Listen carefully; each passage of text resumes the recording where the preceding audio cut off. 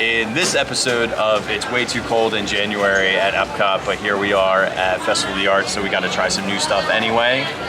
We are at the artist table, which is in the American Pavilion. We are going to stop over at the Encanto Cocina to try out the soup, which is desperately needed in weather that's this cold. It's in the 50s and raining. But the first thing I got, which I've never gotten the regular sipping chocolate or this alcoholic one before. So this is brand new to me, but it's been around for years and people really seem to like it. What's unique is that it's layered drink. So you notice there's the alcohol is actually going to be on top, and the sipping chocolate, which is straight up just melted chocolate that gets stirred around in a pot the entire time. And so it doesn't, you know, set up. We have the Mozart chocolate cream liquor, which you can get in the Germany pavilion as well. The dark sipping chocolate is going to be paired with that. Then the white chocolate strawberry is with the milk chocolate. And then the white chocolate vanilla cream is with the white sipping chocolate. If that's not a mouthful, I don't know what is, but let's try these bad boys out. Oh, it's nice and warm. All right, that was just straight hooch.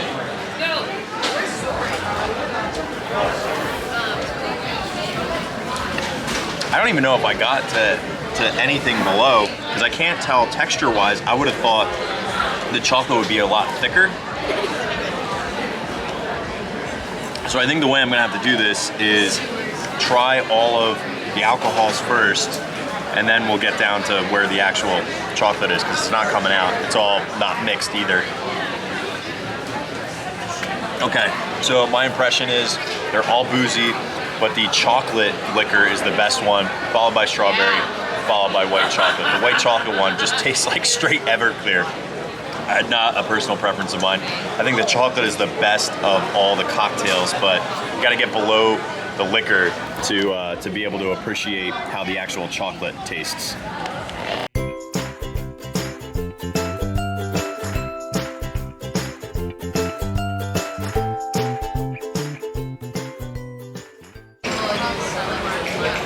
Okay, so basically, once you get through that liquor on top, you get this really, it's just straight up melted chocolate, like sludge.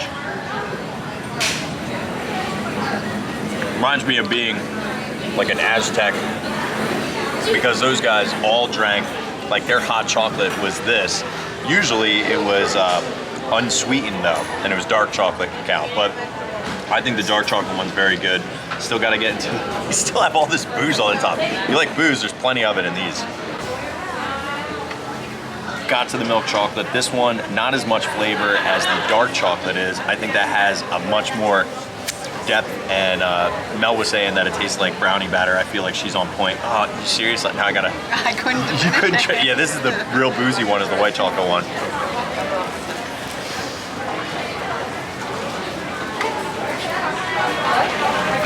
Yeah, even with them mixed together, I don't feel like the alcohol and the sweetness and the richness of the chocolate actually kind of like balances each other out.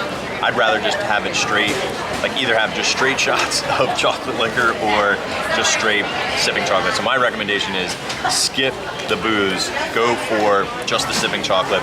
You even get a larger portion too of just the sipping chocolate. It's like a cup this big and that around, where this, you're only getting this much. It's starting to thicken up. Got one. I got it. Oh yeah, it's like barely coming out. Yeah, I mean, it starts thickening up, and of course it's a little bit cold out. So, all right, on the Symphony of Chocolate flight, I don't know, I'd rather, if this was just the sipping chocolate, I'd put it in the mid 3s, but I'm gonna go at 2.3 because I just didn't like the Mozart chocolate that much. That liquor it's a little out of balance, and there's not enough chocolate. If it was blended, I think it would be better. All right, we are back at the Vibrante en Vivido Encanto Cocina, and we're gonna grab the chorizo empanada, which I had before, but Mel has not. It's delicious. And then the spicy Ajiaco soup with guajillo and arbol chili, potato, chicken, avocado, corn, and cream fraiche. I feel like I didn't say any of that correctly. This lens is sticking too. I gotta go in there. They have these little things that you can like tweak the shutter, because the shutter sometimes on this camera, this Sony ZV-1, gets like a little bit wedged shut, so. All right, let's go grab this food, and I'll do a review on the soup since I already did an empanada review on a previous video. If you want to see that, just go check on mine for the very first Festival of the Arts video I did. If you're ever wondering when you come to a festival, like, hey, what food should I try? Because there's so much here and I don't feel like spending like millions of dollars.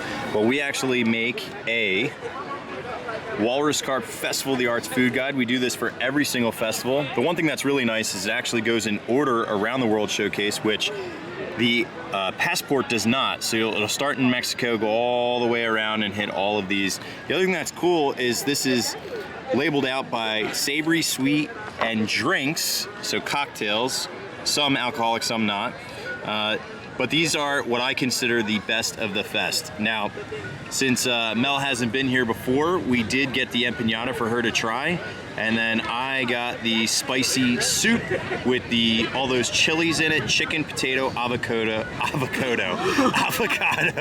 corn, and cream fraiche, which it looks really good. How's the potato? I won't put you on camera.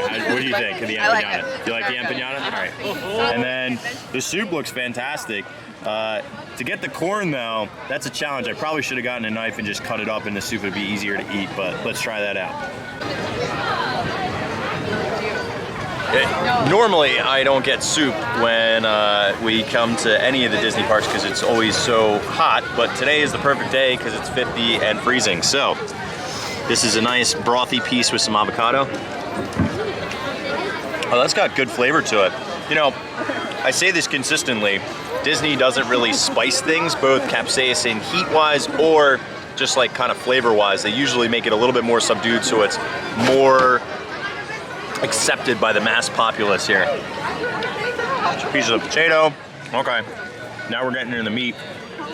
I almost get, so that's saffron in there too. That's kind of shocking. And then those chilies come in nice with a little bit of temperature heat and some spice. Luckily, they do have the cream fraiche to kind of cool things off. And now I'm gonna try my,